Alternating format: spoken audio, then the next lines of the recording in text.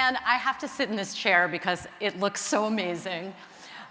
Okay, I sat in it. I might go back to sit in it. Thank you so much for such an incredibly warm welcome. You guys look amazing. And I have to tell you that that video and dance was a very hard act to follow. Speaking with Kate and Alicia backstage, Kate actually had to give me this ring because I think they look so amazing, but to cheer me up. And I think that I heard a lot of crying. I think that is the appropriate response when you watch what we just watched.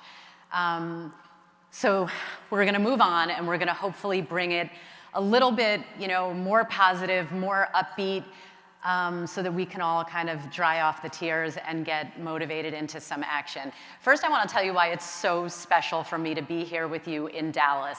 I have a couple of connections to Dallas in particular that go way, way back. So first of all, when I was in college in New York City, for some reason, and this is a while ago, I was obsessed with cowboy boots. I had 7 pairs. And I had no connection to the state of Texas, so it was a little odd in New York City, but I wore them proudly, and I'm seeing some incredible boots since I've been here in Dallas, and so I might need to get another pair.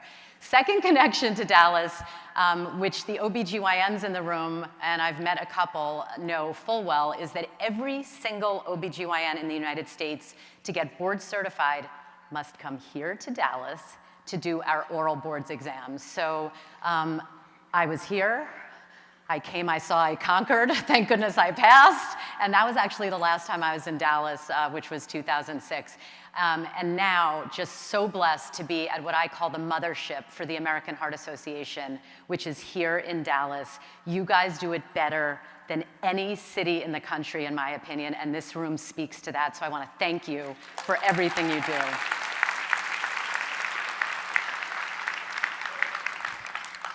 The other thing that I just want to share with you is that 3 of my favorite people are actually in this room right now with me.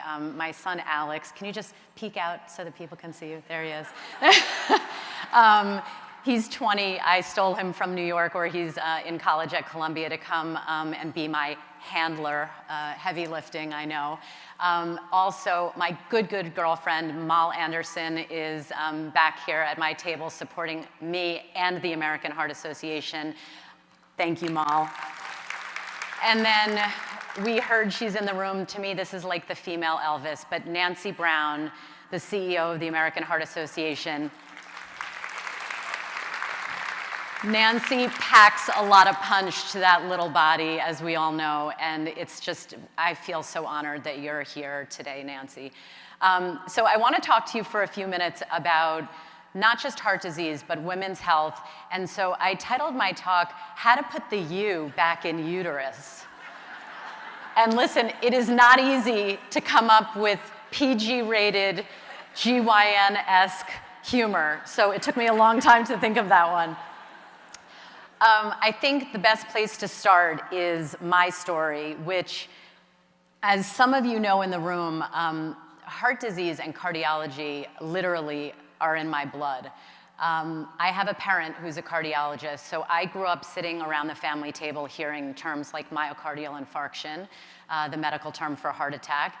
I would go and make rounds in the hospital when I was still writing with a crayon with my cardiologist parent, and really was inspired to go into medicine in part because I'm the daughter of a cardiologist. My other parent was a registered nurse, so I really got kind of a double whammy of medicine literally in my DNA.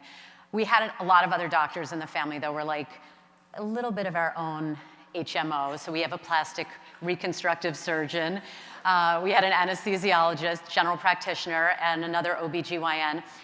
And when I was in medical school, we have to learn about everything. So head to toe, we go on these rotations.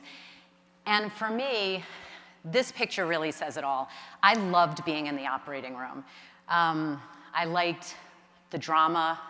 I liked the immediacy of it. And I found that I really liked taking care of women.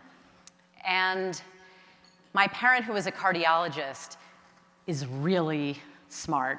And I'm kind of competitive, and I really didn't think that I could keep up with that parent. So I said, OBGYN it is.